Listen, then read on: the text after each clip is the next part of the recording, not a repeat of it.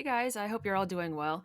I realized that I forgot to, explain the whole purpose of this story. So, I figured I would do that now. So, as for this story has, a cheating wife, right? And then she ends up getting murdered. And so the question is, whose fault is it, right? And I feel like a lot of people think that it's pretty cut and dry, right? This lady was cheating on her husband and therefore put herself in this situation.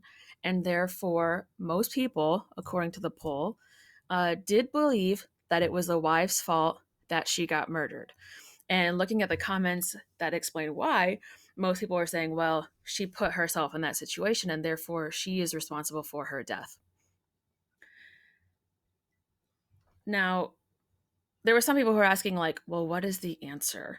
And I mean, if we look at it rationally, there is one person who's responsible for her murder, and it is the guy who killed her. I mean, So we see here that nobody else was blamed except for the wife and the guy who killed her, the highwayman slash mugger. But I mean, it's kind of shocking of how many people have said that it was the wife's fault. Now, this this is something that we accidentally do kind of a lot. And it's not necessarily on purpose, but it happens a lot. And there is a theory as to why we do this. So what am I talking about? Well, how many times on the news do you see somebody got murdered, raped, whatever, and then somebody's like, "Well, she shouldn't have been wearing those clothes," or "She shouldn't have been walking alone at night," or "He shouldn't have been doing a drug deal and therefore got shot." Like that was his choice, which is fair, right? I mean, as a woman, I would say that there are definitely places that I would not go alone at night because of the potential dangers, right? But does that mean that I deserve to get murdered because I was in the wrong place at the wrong time? Arguable. But why do we have a tendency to blame people for their own choices versus the person who actually commits the crime?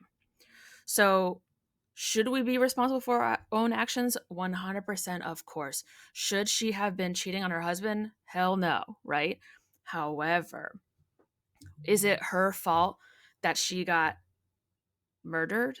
Like, I would say no. Is cheating on someone morally wrong and morally reprehensible? Absolutely. But in America, do we believe that cheating should be punishable by death? No. So then the question is, well, why are we so quick to blame her, even though she's literally dead? Like we're saying, this dead woman is responsible for her own death. She did not commit suicide. Somebody else killed her.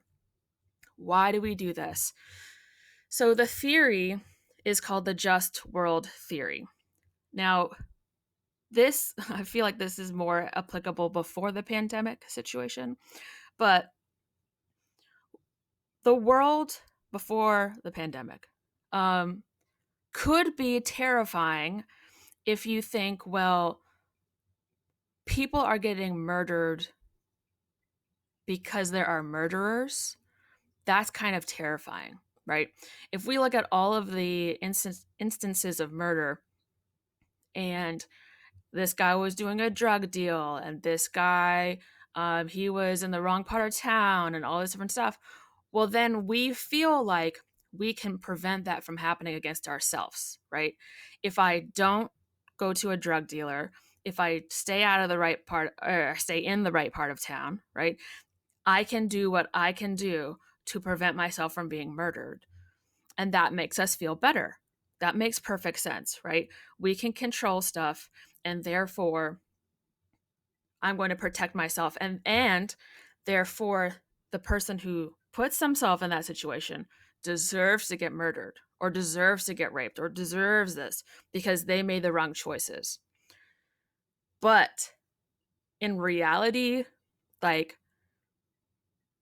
people get murdered spontaneously.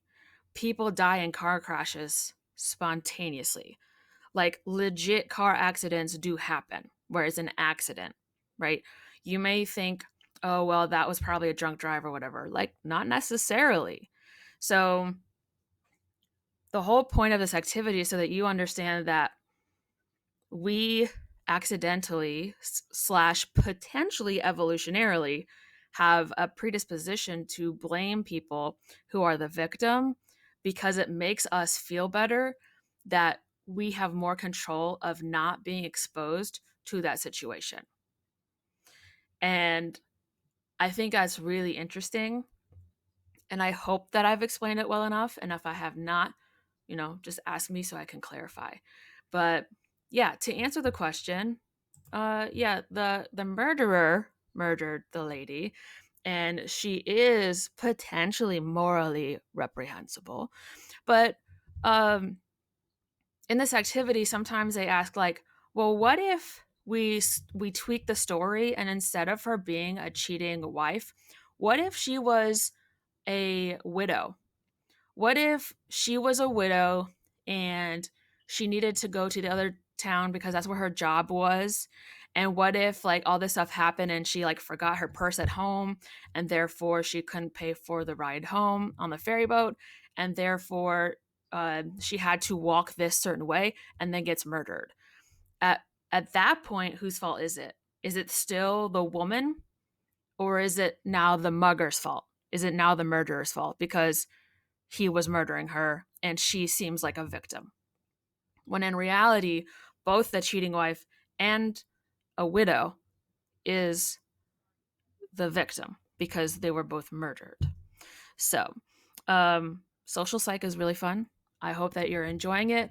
And please, please, please be safe.